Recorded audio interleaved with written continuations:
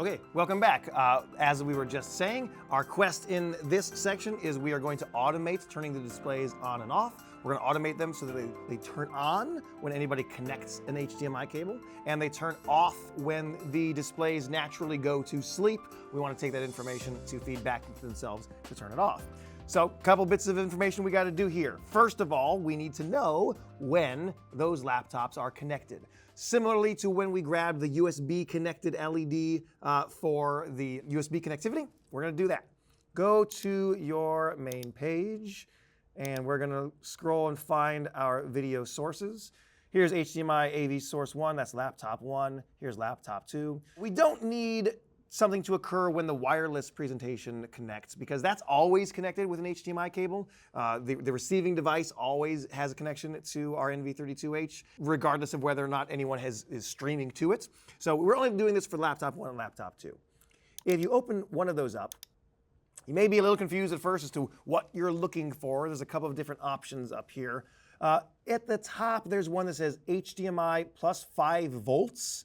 That means that there's a connection, that literally someone has connected a cable and it's detecting just like that ground connection between the two of them, but that doesn't necessarily mean that we're getting content. So I don't want to grab that. I'd rather grab this one, the valid format. That's giving us confirmation that what we are receiving on that cable is a valid HDMI signal, and that's a better reason to actually turn the displays on. If we try to find the control pin for this, you might not quite be sure what to look for yet, because it's just this LED. And if I click on my properties for this device, it could be any of these things. I got breakaway HDMI status. Which of these branches do I look in? If you're ever really not quite sure, then you may have noticed that while you were in emulation mode, if you hover your mouse over it, it gives you the full name. This is HDMI AV output valid formats. I'm going to remember that, HDMI AV output valid formats. So now when I disconnect, that's what I'm searching for as the name of the control. So here is my HDMI AV output, scroll down, valid format. That's the one that I want. So let's expose that pin for both laptop 1 and laptop 2, valid format.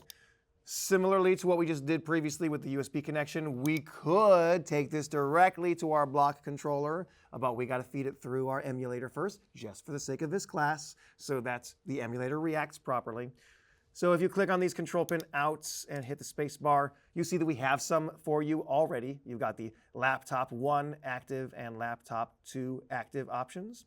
So select laptop 1 active to emulator from the first source, and laptop 2 active to emulator for the second source.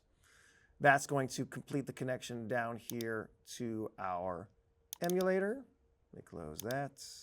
Right down here, you can see these are complete. We've got return strings going from laptop 1 active from emulator and laptop 2 active from emulator. That's going to go to our block controller, but we don't have anything to receive it with yet, do we? Let's add some controls to receive it. We're going to add some more LEDs, just like we did previously. Hit the plus control.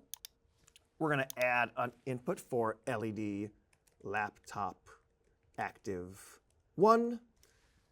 This is going to be an indicator, and an LED is exactly what we want it to be, with an input control pin. Same thing will be true for our second one. We want LED laptop active 2. That is also an indicator, and that will be a control pin input as well. Now we've got those 2 inputs right here, which we can use to receive the feedback from the emulator, which we can just see down here, laptop 2 and laptop 1. In fact, I'm just going to click both of those, copy them, and paste them right up here. Voila. Now we've got that information coming through the emulator to our block controller. That's what we are looking for.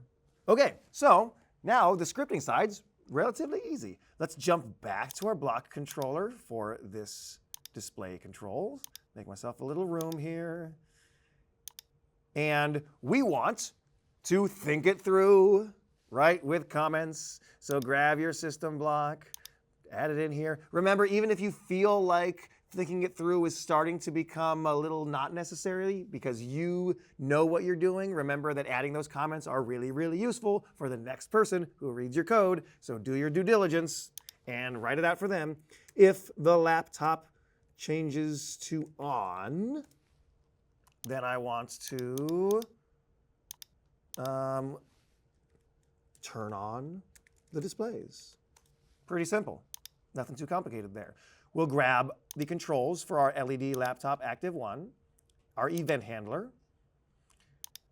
We want the if flow control because we're validating whether or not the LED has turned on, right, rather than turned off.